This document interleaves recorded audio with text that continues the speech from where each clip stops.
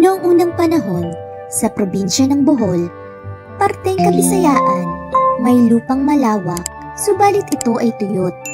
Makikita mong biyak-biyak ang lupain kapag tag-init. Talagang pagpapawisan ka kapag napadaan ka sa lugar. Subalit kapag tag-ulan, ito ay maputik at siguradong mababaon ang iyong paa kapag ikaw ay nakayapak.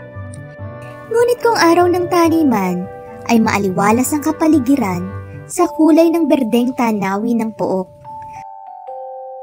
Ayon sa matatanda roon, may isang araw sa magkabilang dulo ng isla na may dalawang higanteng dumating. Ang isa ay nagmula sa parteng timog at ang isa naman ay sa hilaga. Ang mga naninirahan doon ay nangangamba na baka magkita ang dalawa, kaya't nilisan pansamantala ng taga roon ang lugar. Sa hindi inaasahang pangyayari, nagkita nga ang dalawang higante.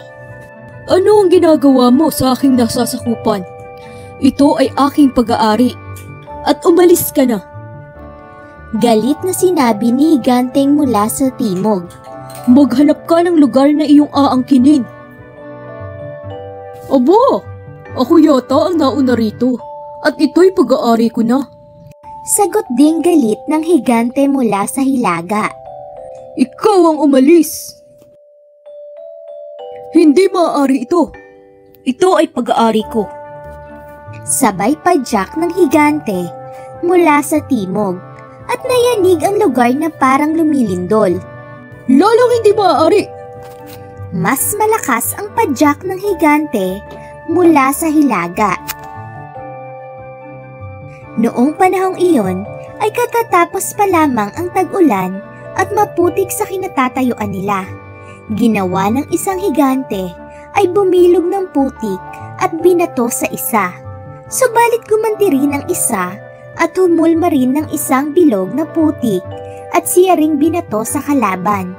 Walang tigil na nagbatuhan ng binilog na putik hanggang ang dalawa ay hingalin. Naubusan ng lakas at nawala ng hininga. Tumumba ang dalawang higante na wala ng buhay. Marami ang nakasaksi sa pangyayari na taga roon. Ang sumabat sa paningin ng mga tao, ang malahiganteng bolang putik na siyang ginamit ng mga nasabing higante sa pagbabatuhan. Pagkatapos ng pangyayari, nagsibalikan ang naninirahan doon. Namuhay ng mapayapa at masagana dahil sa bulubunduking ginawa ng mga higante na kulay tsokolate na sila ring napapakinabang taniman. Ito ang pinagmulan ng Chocolate Hills.